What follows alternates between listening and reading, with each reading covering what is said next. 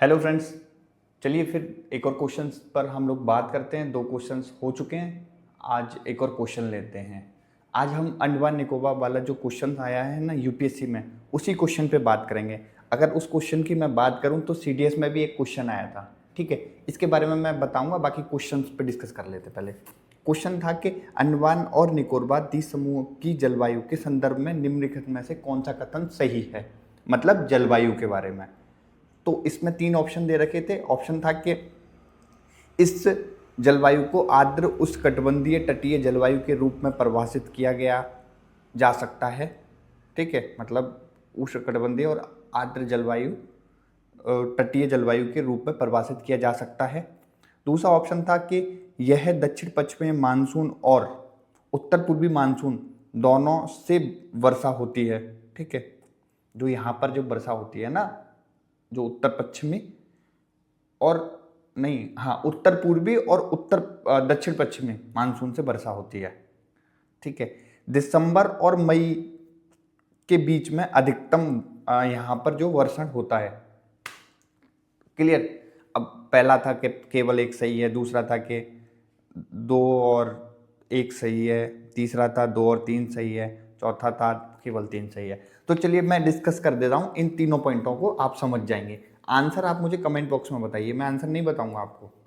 देखो, अगर मैं बात करता हूं कि या मतलब इस जलवायु को आर्द्र उष्णकटिबंधीय तटीय जलवायु के रूप में परिभाषित किया जा सकता है, तो ये बात हकीकत है। क्यों? क्योंकि भूमध्य रेखा के पास में ये एरिया है। आप समझ पा रहे हैं?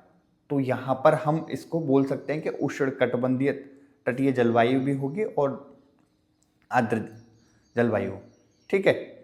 दूसरा जो था, दूसरे में इन्होंने पूछा था कि यहां पर दक्षिण पश्चिमी मानसून और उत्तर पूर्वी मानसून दोनों से वर्षा होती है, तो ये बात हकीकत है। क्योंकि अगर मैं बात करूं तो मई और सितंबर में यहाँ बारिश होती है।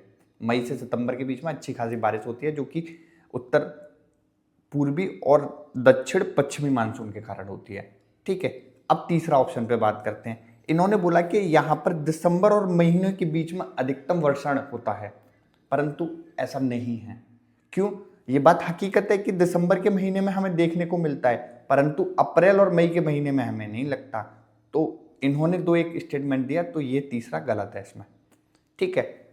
चलिए, अब इसके सोर्स की मैं बात करूं तो इस क्वेश्चन की, अभी आपने देखा होगा कि एक प्रोजेक्ट चल रहा है और आपको उसका नाम भी पता होगा, ग्रेट निकोबार प्रोजेक्ट, ठीक है। तो अगर नया प्रोजेक्ट है और इतनी खबरों में रहा है, तो यूपीएससी की नज़र हमेशा रहती है नई चीज़ों पर। यही कारण था कि उन्होंने सीडीएस में एक क्वेश्चन पूछा था कि कौन सी जनजातियां पाई जाती हैं अंडमान निकोबार में। यहाँ ये पूछ लिया कि कौन सी जलवायु है, ठीक है, परंतु उस प्रोजेक्ट से क्वेश्चन नहीं पूछा, इसीलिए तो यूपीएससी है, ठीक है। तो ऐसे ही चीज़ों को हमें देख के चलना है कि कौन सा करंट का टॉपिक है, क्या चल रहा है, क्या नहीं चल रहा है, तभी हम चीज़ों को समझ पाएंगे। अगर जिसने ग्रेट निकोबार जो प्रोजेक्ट पढ़ा होगा, तो उसने अंडमान निकोबार का पूरा अच्छे से किया होगा, परंतु उससे ना पूछ के इन्होंने कुछ और पूछ लिया। बट बात वहीं आ गई कि यहाँ कैसे क्या है, क्योंकि जब वो प्रोजेक्ट स्टार्ट होगा ना, तो जब वहाँ काम होगा तो वहाँ की जलवायु पे भी इफेक्ट पड़ेगा, वहाँ की जनजातीय समाज पे भी इफेक्ट पड़ेगा, वहाँ का सोशल कल्चर पे भी इफेक्ट पड़ेगा, सारी चीज़ें होंगी।